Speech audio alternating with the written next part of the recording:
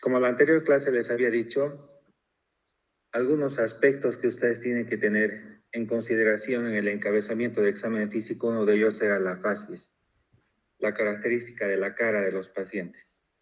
Entonces, en esta circunstancia, en esta facies, por ejemplo, ¿qué les llama la atención?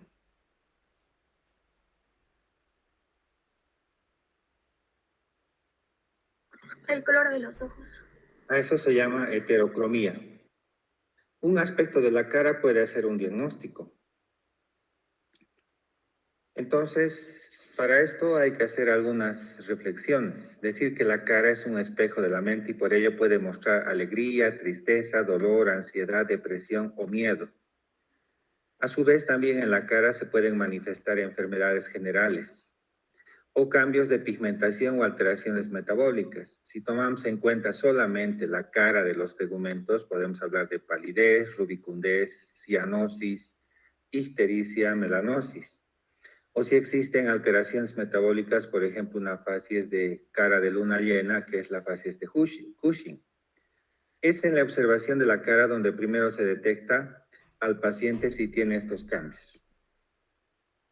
Si tomamos en cuenta las facies en las enfermedades cardiovasculares, podemos tener, por ejemplo, facies por alteraciones circulatorias. Un ejemplo es la facies mitral. Las facies por modificación de color, la facies ictérica. Las alteraciones cutáneo-adiposas, la facies alcohólica. La facies endocrina típica, la facies del hipertiroidismo con exoftalmia. Las facies por alteración esquelética, tenemos la facies de Paget, donde predomina la cabeza, existe turricefalia. Alguna facie neurológica, por ejemplo, la facies ictal o de parálisis facial o la facies de risa sardónica en el tétanos. Las facies por alteraciones psíquicas, la facies depresiva.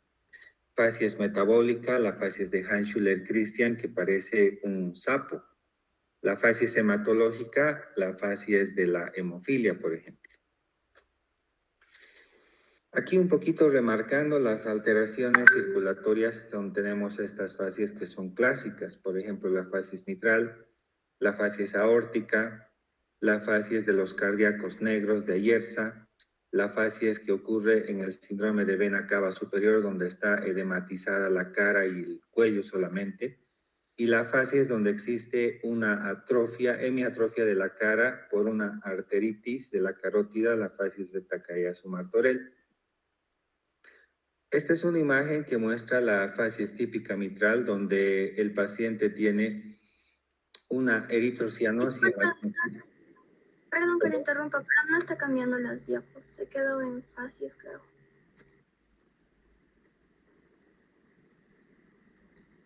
Se quedó en la primera diapo.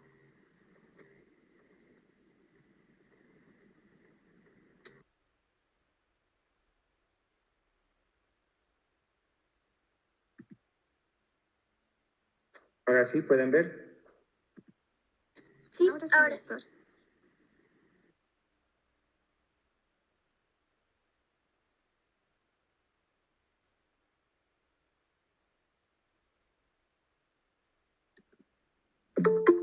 Ahora sí. Sí, doctor, ahora sí. Gracias. Como les mencionaba, la facies mitral es característica la cianosis de los labios y una eritrocianosis en los labios.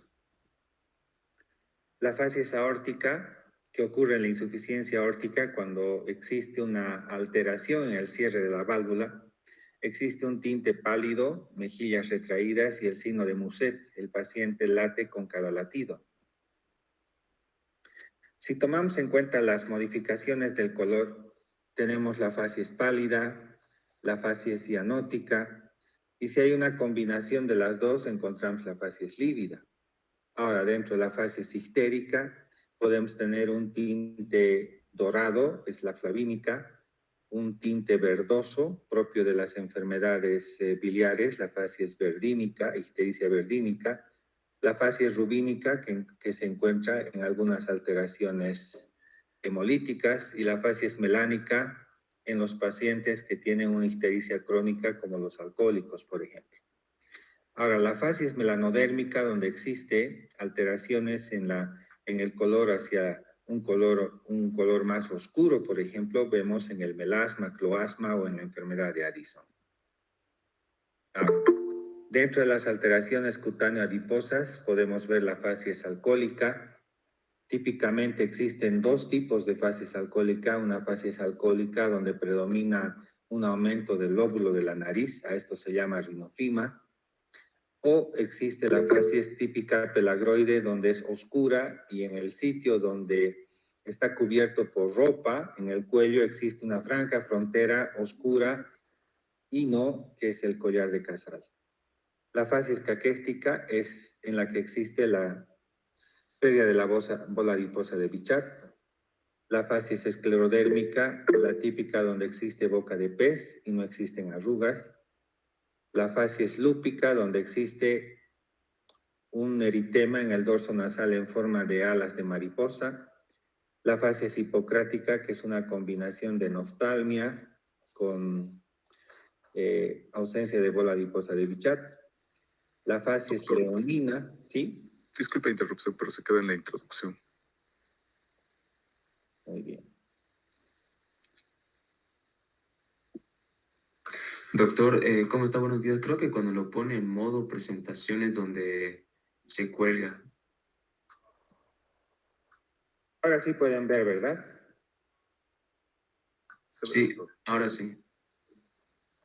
Vamos a tener que quedar ahí recalcando porque algo está pasando con mi computadora.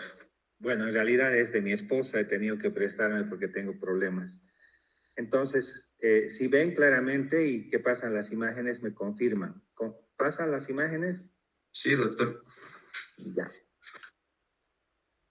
Entonces, recalcamos un poquito nuevamente la clasificación de las facies. Las facies pueden clasificarse por alteraciones circulatorias, por modificaciones del color, alteraciones cutáneo-adiposas, las facies endócrinas, las por alteraciones esqueléticas, neurológicas, por alteración psiquiátrica o psíquica, las facies metabólicas y las hematológicas.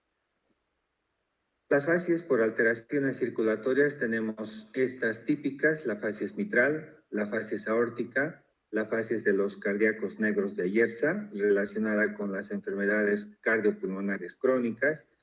La facies donde existe un edema de cara y cuello, que es típico del síndrome de vena cava superior. Y la facies donde existe una hemiatrofia de la cara, el síndrome de Takayasu-Martorell, por una endarteritis obliterante de la carótida. Estas son las facies por alteraciones circulatorias típicas. La facies mitral es la que ven a continuación, donde existe típicamente una cianosis de los labios y eritrocianosis en las mejillas, o sea, unas manchas color rojo vinoso, rojo cianótico a nivel de las mejillas. La facies aórtica es típica una palidez peribucal y el signo de Muset, en la cual el paciente con cada latido mueve la cabeza. Esto es muy típico cuando existe una presión sistólica más alta que la sistólica o diastólica, o sea, una brecha amplia entre la sistólica y la diastólica. Esto lleva al paciente a que tenga este signo. Si tomamos en cuenta las modificaciones del color, podemos encontrar la facies pálida, que es típico del síndrome anémico, la facies cianótica en las enfermedades pulmonares y cardíacas, la facies lívida, que es una combinación de palidez y cianosis, la facies histérica, existen estas variedades de facies histérica, la facies histérica flavínica, por ejemplo, que es un tinte dorado, la facies verdínica, propia de las enfermedades biliares, una histericia con tendencia verde, la facies rubínica, que es típica en las enfermedades hemolíticas, con un color medio amarillo rojizo, la facies histérica melánica, donde existe una histericia crónica oscura propia del alcoholismo. La facies melánica oscura es más típica en la enfermedad de Addison, por ejemplo. Ahora, dentro de las alteraciones cutáneo-adiposas, esto quiere decir modificación en los tegumentos de la cara, la facies alcohólica es una facies típica, que existen en realidad dos tipos de facies alcohólica. una en la cual existe predominancia del lóbulo de la nariz, a esto se llama rinofima, o también podemos encontrar la facies pelagroide, donde existe una cara típicamente oscura, melánica, y es muy típica la frontera que existe entre las áreas expuestas y no expuestas al sol. Aquí típicamente se dibuja bastante bien la frontera en la polera que usa el paciente entre el área expuesta y no expuesta, y a esto se denomina el collar de Casal. La facies caquéstica es aquella donde está muy disminuido el tejido celular subcutáneo y se nota bastante muy bien la bola adiposa de Bichat que está ausente. En la facies esclerodérmica, que es una enfermedad autoinmune, acá no existe arrugas en la facies del paciente y existe un signo que es la boca de pez. Típicamente está tan estirada la cara que este paciente pues tiene predominancia de mostrar los labios, ¿no? La facies lúpica, este paciente tiene una exagerada fotosensibilidad hacia la luz solar sobre todo, por esto es que dibuja un eritema en el dorso nasal en forma de alas de mariposa. La facies hipocrática es una combinación de caquéstica en la cual existe además enoftalmia, ¿no? Típica de las enfermedades como por ejemplo una sepsis de origen peritonítico abdominal. En cambio, la facies leonina, no se preocupen, más adelante vamos a ver imágenes, es típica donde existe una modificación por nódulos en la cara y es típico en el síndrome de von Recklinghausen, que es la neurofibromatosis. Pero también esta facies la podemos ver en la leucemia, en el síndrome de Sézary, que es una leucemia infiltrante a la piel, o podemos ver en la lepra también. La facies nefrítica, en la cual es muy característica el edema de los párpados, un blefaroedema bilateral. La facies paquiderma applicata, que ya habíamos hablado anteriormente en la anterior clase, donde existe un engrosamiento bastante importante de la piel, y la facies pelagrosa que les había mencionado que es típico del alcohólico. Ahora, dentro de las facies endocrinas podemos tener el típico cara grande o el carón, que es la facies acromegálica, en la que se ha producido una alteración en la secreción de hormona del crecimiento cuando ya ha finalizado el periodo de crecimiento. O sea, se han soldado las metáfisis de los huesos largos y a pesar de eso el paciente en este caso sigue produciendo hormona del crecimiento y los huesos van a crecer en ancho, ya no van a crecer en largo. Y es por eso que se va deformando la constitución, sobre todo este paciente va a consultar porque le queda un pequeño el sombrero, los guantes, la polera, la camisa, el pantalón o los zapatos, ¿no? Y se ve bastante muy típico a nivel de la cara cómo el paciente tiene un engrosamiento de los rasgos, tiene macroquelia, tiene macroglosia, los labios están gruesos, la lengua está grande, los arcos superciliares son bastante prominentes, es muy típico una vez que la vean. Vamos a ver imágenes a continuación. La facies addisoniana, donde se produce, es cuando existe una insuficiencia suprarrenal primaria, donde la glándula es la que está afectada.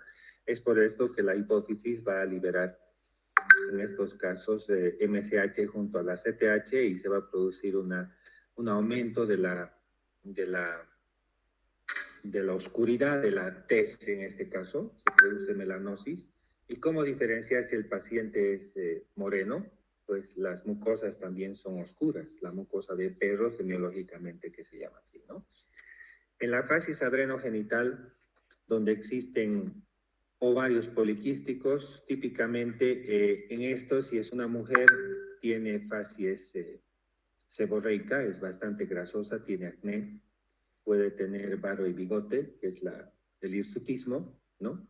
Es típico en estos pacientes estas características semiológicas en la cara. La facies cushingoide, que se produce en la hiperfunción suprarrenal primaria, como también secundaria o también hay terciaria, cuando existe ACTH producida en otro punto ectópico, por ejemplo, en los cánceres pulmonares. La cara típica es la cara de luna llena y la jiba de búfalo, ¿no? A nivel cervical. La facies mixedematosa es una facies abotagada, hinchada, inexpresiva y tiene bolsones a nivel de los párpados inferiores que son los xantomas, ¿no? Que son acúmulos de material mixedematoso. Y la fase estirotóxica, que es aquella donde vemos típicamente exoftalmia en la cara de este paciente, que es producto de la hiperfunción tiroidea. Con respecto a las alteraciones esqueléticas, esto también puede deformar las características de la cara. En la fase acondroplásica, por ejemplo, vamos a tener una cara pequeña en relación al cráneo. En la fase adenoidea, el síndrome de Hurler, existe una disminución de las narinas en relación a la nariz. Entonces, vemos cómo la boca está entreabierta y la boca está hacia afuera. En el gargolismo, existen las órbitas que están separadas de la línea media, son bastante notables, es como las sirenas que estaban talladas en la proa de los barcos antiguos, donde los ojos estaban a los costados, ¿verdad? Pues típico también en el estilo barroco, en la ciudad gótica, por ejemplo, las estatuas de los balcones con ojos hacia los costados. Esta es la fase del gargolismo o el hiperteleorbitismo. En la fase de Paget, que es una enfermedad que destruye el hueso, es una enfermedad osteolítica, se deforma también el cráneo. En este caso es típico encontrar una fase de bellota, así menciona la literatura, donde la cara es muy pequeña y la cabeza es como una torre, ¿no? Turricefalia. En la fase sifilítica, las características que podemos ver es la frente olímpica, la nariz sencilla de montar, que sería expresión de la cara sifilítica, ¿no? Y la pupila de prostituta, esto debido a, aunque digamos se escucha mal, pero esto es historia en la semiología, donde la pupila de Argyll-Robertson, que así se llama técnicamente, se veía bastante en la época del 1800, 1850, donde la enfermedad de transmisión sexual típica era la sífilis. Y la sífilis terciaria o la neurosífilis, o también llamada TABES, podía llevar a modificaciones neurológicas y en este caso un signo semiológico a favor era la neurosífilis, el TABES, que provocaba una parálisis de la pupila. No respondía a la luz, era una pupila fija a la luz, puntiforme, miótica. Esta es la fase sifilítica con la pupila que les he mencionado de Argyll-Robertson. Dentro de las fases neurológicas tenemos la fase miasténica. La miastenia es una enfermedad muscular donde existe componente autoinmune, donde se va afectando los receptores de nicotina en los músculos y esta disminución de la población de receptores hace que el paciente en algún momento de su día experimente gran debilidad y esto se nota en la cara porque se le van cayendo los párpados. Por eso se llama o comparan así una fase risueña, ¿no? Este paciente tiene que caminar con su mestinón, que es la prostigmina, que es un agente colinérgico o colinomimético, para evitar precisamente tener este problema de debilidad. Obviamente le puede llevar a un paro respiratorio, depresión respiratoria, por eso camina con su colinérgico en el bolsillo, ¿no? La fase ictal, en realidad ictus es un sinónimo de embolia. La apoplejía también son términos antiguos, pero es algo que lo tienen que considerar. El ictus, la apoplejía, la embolia o stroke en inglés o accidente cerebrovascular, que es lo técnico actualmente cuando queremos hablar de una embolia cerebral, ACV o SB, accidente cerebrovascular o enfermedad cerebrovascular. En este caso se ha quedado con fase ictal, porque ya les he dicho que ictus es un sinónimo de parálisis facial. Entonces, esta cara típicamente tiene la comisura labial desviada hacia el lado sano, pérdida del surco nasogeniano. Ahora, lo que aquí hay que aclarar si es una parálisis facial central o periférica. Vamos a hablar de parálisis facial periférica cuando el nervio está comprimido a la emergencia del agujero estilomastoideo en la mastoides por algún tumor de parótida o por herpes. En este caso, el componente tan solo es el labio, que está con desviación de la comisura. En cambio, si tenemos un compromiso del séptimo par ya más central, cerca a su origen o ya en la protuberancia, nosotros vamos a tener un componente ya de la lagoftalmia además, donde el paciente no puede cerrar el párpado, se pierden las arrugas frontales, se pierde el surco nasogeniano y existe desviación de la comisura labial hacia el lado sano, ¿no? La facies del Parkinson es la típica facies del jugador de póker, o la facies amímica, inexpresiva. Se llama así porque les voy a hacer imaginar cuando un jugador de póker está frente a sus compañeros y tiene una baraja que es ganadora, pues no va a expresar que va a ganar porque le puede adelantar el contrincante una carta que le puede hacer perder, ¿verdad? Entonces, esto se compara muy acertadamente por el semiólogo que la describió como una facies amímica de jugador de póker. Y la facies sardónica, donde los músculos están bastante contraídos en forma sostenida en la cara, y este paciente tiene una risa de dolor, por eso se llama así, una risa de facies sardónica que es típica en el tétanos. Ahora, dentro de las alteraciones típicas, ustedes han visto quizás en el colegio la carita feliz, que es pues un símbolo de buenas tareas o buena nota en las obligaciones diarias, ¿no? En realidad la facies melancólica en omega es lo contrario, no es una carita feliz, es una carita triste, ¿no? Vemos como la comisura labial está con convexidad superior, vemos típicamente una cara tristeza, una cara de tristeza, ¿no? La facies maníaca, ya se podrá imaginar, es una cara en la que el paciente pues nos expresa como el típico síndrome de Prader-Willi, donde el paciente está con una mirada amenazante, una mirada pícara, perdón, esa sería la palabra exacta, ¿no? Y la facies cretínica es esa facies del hipotiroidismo, porque cuando es congénito se llama cretinismo, y es una facies donde el paciente está prácticamente inexpresivo, cara abotagada, es el típico mal alumno de la clase, el que tiene mal rendimiento en el trabajo. Dentro de las facies metabólicas tenemos la facies dislipémica. En realidad lo que tenemos que hablar con respecto a al tejido celular subcutáneo más adelante es de que si el tejido celular está ausente se llama caquexia, si está aumentado se llama obesidad, pero si está mal distribuido el tejido celular subcutáneo, esto se llama dislipemia. Y dentro de la dislipemia podemos encontrar los bolsones de grasa a nivel de los párpados inferiores, esto se llama santelasma. La facies bufoftálmica es una cara de sapo donde existe un blefaroedema bilateral, tiene la apariencia de que es un sapo el paciente, podemos encontrar en la enfermedad de Hans-Schüller-Christian. Dentro de las facies donde existe una alteración en los componentes de la sangre, ya sea plaquetas, factores de coagulación, glóbulos rojos, vemos estas facies a continuación a describir, como es la facies hemolítica, en la cual podemos encontrar, al igual que Paget, la pluricefalia, ¿no? La facies hemofílica, ustedes comprenderán que es una enfermedad donde existen alteraciones en la coagulación por deficiencia de factor 8 o de von Willebrand. El paciente tiene pues infiltración a nivel de los ojos, tiene una inyección conjuntival de sangre a nivel de las escleras, se ve bastante infiltración de sangre. En las manos, pies, cara podemos ver también equimosis, petequias, púrpura, ¿no? Que es típico de esta enfermedad. La facies poliglobúlica es una facies también abotagada, hinchada, pero es una facies oscura, cianótica.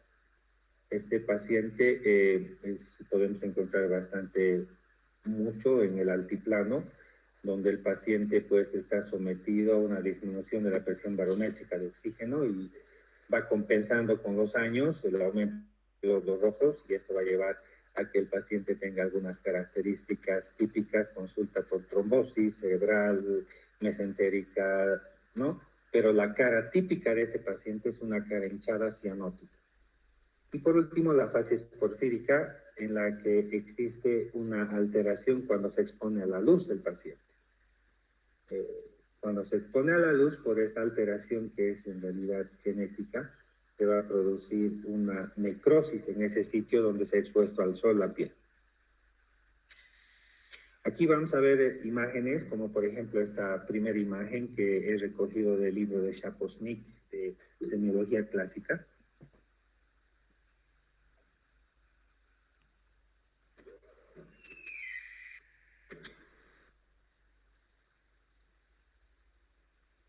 Cuando no encuentren una descripción a la cara, ustedes van a llamar facies constitucional, ¿de acuerdo? Claro que en esta cara lo que predomina es la nariz, ¿verdad? Existe rinofima, probablemente la nariz está grande, puede ser un paciente que tiene constitucionalmente así, de así nació, o también puede ser un paciente alcohólico.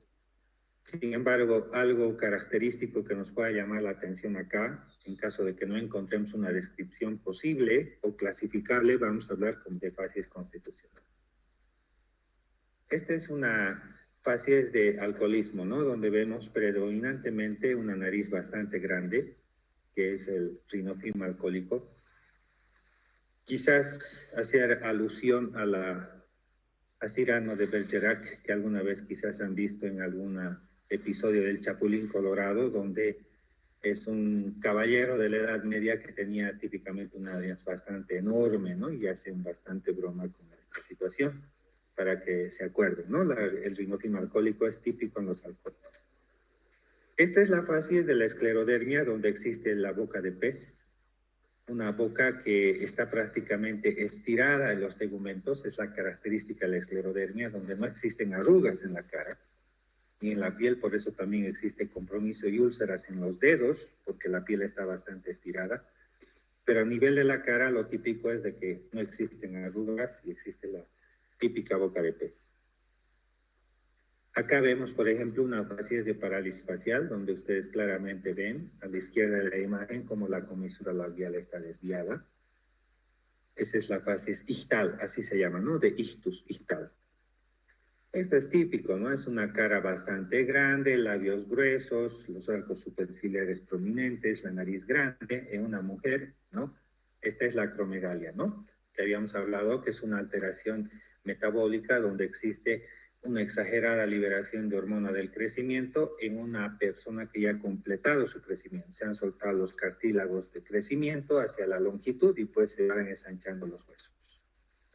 Esta es la fase de luna llena o la fase de Cushing, que se produce cuando existe una hiperfunción de la cápsula suprarrenal, de la glándula suprarrenal, perdón, a nivel de la producción de glucocorticoides. Esto se va a producir alteraciones típicas como las vergetudes violáceas, que son las estrías azules, la jiba de toro, de búfalo, perdón, a nivel de la cervical posterior, a nivel de la región cervical posterior, y la cara de luna llena, que no solamente puede suceder si existe una hiperfunción suprarrenal primaria o secundaria, sino también en aquellos pacientes que toman corticoides por artritis, ¿no?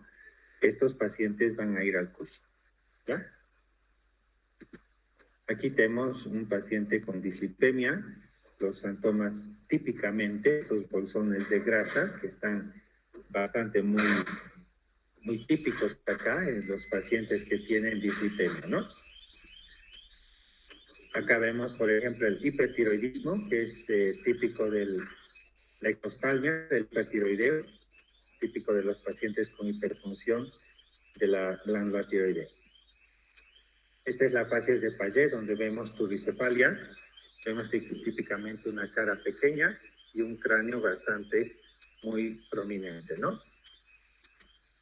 Aquí vemos la facies hematológica de hemofilia, donde existe blefaroequimosis, inyección conjuntival de sangre a nivel de las escleras. Es un paciente que tiene una alteración profunda de la coagulación y que pues ante mínimo traumatismo sangra, ¿no? El paciente. Bueno, esto no es solamente es para expresarle el síndrome de Claude-Bernard-Horner, donde existe miosis, tosis y anhidrosis. El párpado se cae, la pupila está pequeña y mitad de la cara no transpira, ¿no? Este es el típico y clásico síndrome de Claude-Bernard-Horner que ustedes van a aprender en sus prácticas y quizás les toque ver a algún paciente con este síndrome. Esta es la facies de ictal o parálisis facial. Ven como el paciente tiene la lagoftalmia. En la imagen de la izquierda no puede cerrar el párpado, ¿verdad? A esto se llama lagoftalmia, si no puede cerrar la hendidura palpebral. En cambio, si se cae la hendidura palpebral, esto se llama tosis. Este es el lupus pernio en un varón. Es un poquito raro el lupus en varones, es más frecuente en mujeres. Sin embargo, en este caso especial es un lupus pernio donde vemos un típico enrojecimiento del dorso de la nariz, ya es el eritema en el dorso nasal en forma de alas de mariposa. Este paciente tiene fotosensibilidad hacia la luz solar, hace fácilmente en zonas de hiperemia enrojecimiento. Esto es solamente para demostrarles de que en la misma práctica nosotros cuando estamos valorando la piel expresamos el fototipo, ya sea si el paciente es blanco, si es negro. Es un poquito difícil y suena bastante grueso mencionar si es moreno, si es negro, si es caucásico, etc. Para eso existe una clasificación de fototipos que vamos a ver en la parte de piel. Sin embargo, esto es para expresar solamente las diferencias raciales que existen entre la raza blanca y la raza negra, que es muy típico, ¿verdad? En la raza blanca no solamente es el color blanco de la piel, sino también en la raza negra vemos las características de la cara, como las narinas bastante prominentes, la nariz bastante ensanchada, los labios bastante gruesos, a esto se llama macroqueria, aparte del color de la piel. En cambio, aquí vemos una diferencia entre un hindú y un árabe, que también existe una característica en los tegumentos. La característica del color de los tegumentos es un color medio casi histérico, terroso, un color medio oscuro, una histericia melánica en el caso de los árabes. Sin embargo, es constitucional y propio de ellos, ¿no? Y en los hindús también tiene una cara un poco más quizás oscura, típica, que ustedes seguramente si han visto una película hindú o conocen a un hindú se van a dar cuenta claramente de estas diferencias, ¿no? Esta es una fase de abotagada típica del paciente hipotiroideo. La boca está semiabierta, la lengua hacia afuera, los ojos están inexpresivos y la cara está bastante dematizada, ¿no? Este es el hipotiroideo. En cambio, este es el paciente hipertiroideo donde el componente más típico es la exoftalmia. Es un paciente que tiene intolerancia al calor, tiene taquicardia, tiene temblor, tiene diarrea, palpitaciones, tiene insomnio y tiene tendencia suicida. Esta es la facies hipocrática donde predomina la enoftalmia, la bola adiposa de Bichat está ausente, hay una diaforesis perlada, el cuello está bastante muy disminuido en tejido subcutáneo, está prácticamente la anatomía se ve en este cuello. Es típico de algunas enfermedades abdominales como una peritonitis. Esta es la facies paquiderma applicata, donde existe los tegumentos bastante gruesos. Paquidermo se llama porque se parece a la piel del elefante, ¿no? Bastante gruesa. Y en realidad los paquidermos tienen esa característica de los tegumentos bastante gruesos. Y esto expresa la semiología humana, pues vemos como los tegumentos están bastante engrosados y arrugados. Este es un síndrome de Claude-Bernard-Horner también, donde existe ptosis, anhidrosis y miosis. Esta es una acromegalia donde en un hombre, la anterior imagen habíamos visto en una mujer, donde están las características de la cara están bastante alteradas. En este caso especial existe macrognatia, ¿no?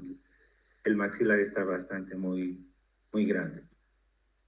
Esta es la fase de cruzón donde existe una frente olímpica, hiperteleorbitismo, una nariz y una boca pequeña, ¿no?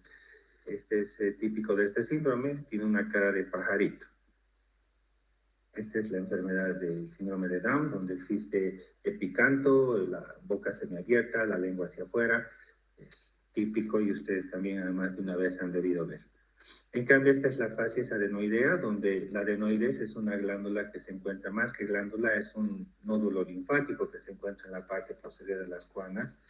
Cuando existen enfermedades respiratorias muy frecuentes, esta glándula se hipertrofia y produce una obstrucción al libre curso de aire por la nariz. Entonces ven típicamente que este paciente es un respirador bucal más que nasal. Por eso es que las narinas son pequeñas, la boca está entreabierta y la lengua hacia afuera. Esta es la facies adenoidea. Aunque no se ve claramente, este es del libro de Say del Mosby, es una facies histérica. Este es el paciente con Claude-Bernard-Horner. Esta es histérica. Ambas pacientes son pacientes con histericia, probablemente una histericia flavínica, una histericia bastante muy brillante. Esta es la facies leonina. Este es el síndrome de von Recklinghausen, donde existe neurofibromatosis. La neurofibromatosis es en realidad una enfermedad que se produce por deficiencia de merlina, esto es genético. Entonces empiezan a proliferar los schwannomas, que son los tumores de la vaina de Schwann de los nervios, y deforman así, no solamente la cara, sino todo el cuerpo.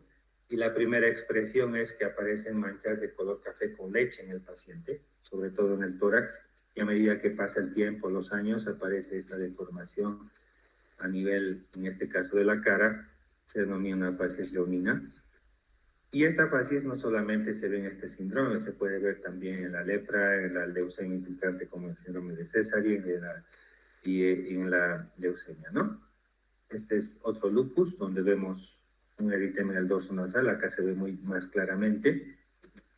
Este es una ya fuera, digamos, de las facies, es una mancha, sin embargo, cuando ustedes vean, ya van a saber de que esto se debe a un hemangioma del trigémino, hemangioma del quinto par, que es el síndrome de Sturge-Weber-Dimitri, que alguna vez también han debido ver, es una mancha de nacimiento, mancha permanente, que le da lo típico a la cara de este paciente. O sea que a partir de ahora, cuando vean, pues ustedes pensarán en un hemangioma del quinto par. Este también es una facies típica que pueden ver alguna vez, que es el síndrome de Ramsay-Hunt. Es un herpes del séptimo par del facial. Este virus tiene un tropismo hacia los nervios, tiene un neurotropismo, y pues no es la excepción el séptimo par. Típicamente se piensa cuando existe una parálisis facial de que existe un compromiso por herpes, porque en algunos de los casos, dependiendo si es que aparecen flistenas a nivel del pabellón auricular, ya se empiezan a utilizar antivirales como la ciclovir. Esta es una facies leonina también, pero por lepra. Acá es típica la infiltración de los tegumentos y una deformación por la mismo Mycobacterium que produce una dermatolisis. Existe una lesión cutánea bastante destructiva y deformante en el paciente. Este es un Paget, donde existe turricefalia, una cara pequeña. Este es un Cushing típico, una hiperfunción suprarrenal. Esta es una facies abotagada de un paciente hipotiroideo. Esta también es lepra. Vean cómo la nariz está empezando a deformar, que se puede ver también en el síndrome de Rendu-Weber-Ochsler, en la telangiectasia familiar. Existe una nariz, un lóbulo nasal en forma de frutilla, y esto también puede encasillarse dentro de la facies leonina. Esta es otra facies de Cushing, cara de luna llena. Esta es una facies típica de caquexia, donde existe bola adiposa de Bichat ausente, existe enoftalmia y el paciente se ve bastante agotado, emaciado, ¿verdad? Esta es una facies de Cushing también. Esta es una facies hipertiroidea, donde está predominantemente la exoftalmia, el componente de esta cara, ¿no? Esta es una facies de parálisis facial. Cuando el paciente ríe, se ve claramente cómo la comisura labial está desviada y existe imposibilidad de cerrar el párpado. En la imagen de la derecha, el párpado izquierdo, la lagoftalmia se llama eso. Esta es una cara de jugador de póker, facies inexpresiva, mímica del Parkinson. Esta es una facies risueña. Vemos en la imagen de la derecha cómo el paciente despierta y a medida que pasan las horas, el paciente va teniendo un agotamiento muscular, se le van cayendo los párpados, pierde la fuerza y tiene que caminar con su colino mimético, ¿no? El mestinón, la piridostigmia. Esta es una típica miastenia, donde vemos en la imagen de la izquierda el paciente que ha despertado. A medida que pasan las horas, pues hacia la tarde-noche ya el paciente no tiene fuerza ni para abrir los ojos. Este es un síndrome de Claude-Bernard-Horner también, repetimos, tosis, anhidrosis, miosis. Y el síndrome que es contrario a este síndrome es el síndrome de Porphyr-du-Petit, donde existe midriasis, hiperhidrosis y lagoftalmo. Este es gargolismo, donde existe sobre todo hiperteleorbitismo, las órbitas están separadas de la línea media. Tiene una cara de vaca, ¿verdad? Es la típica facies de gárgola, que también está dentro de la clasificación que les he mencionado. Esto, bueno, es blefaroequimosis. Esto es noma, es una estomatitis por anaerobios. Esta es una fase que podemos ver en una enfermedad cutánea que es el síndrome de Stevens-Johnson, donde existe epidermolisis, la piel se va descascarando como papa hervida y hay un compromiso de las mucosas también, mucositis, y esto puede ocurrir cuando existe una alergia medicamentosa a las sulfas, a la penicilina. Puede suceder que impacte a nivel de la piel. Ya veremos en piel misma cómo la piel es un espejo y nos puede expresar muchas enfermedades. Aunque esto no está en cara, el cuello consular es así. Recuerden la Edad Media donde existía un encaje que usaban los mosqueteros. Debido a eso se llama cuello consular. Esto solamente para expresarle denominaciones típicas para que ustedes utilicen cuando vayan a ver a su paciente y anoten en su historia clínica. Y esto casi para terminar es un síndrome de Klippel-Feil donde existe poco cuello. No tiene cuello prácticamente, es una tortuga, ¿no? Y esto es porque existe ausencia de la vértebra cervical 7 o está fusionada la 6 con la 7. Es por eso que estos pacientes tienen un cuello bastante muy corto, breve, o casi no existe el cuello. Este es el síndrome de Klippel-Feil. Esto también es cuello, es un cuello consular, donde existe una deformación por linfoma. Eso es así, se denomina cuello consular. Esta es una facies abotagada por hipotiroidismo. Y pues con esto terminamos. Ya ven que es tan importante que ustedes no solamente en el encabezamiento del examen físico tomen en cuenta la orientación, biotipo constitucional, actitud en el lecho, índice de masa corporal, marcha, mucosas, sino también las facies.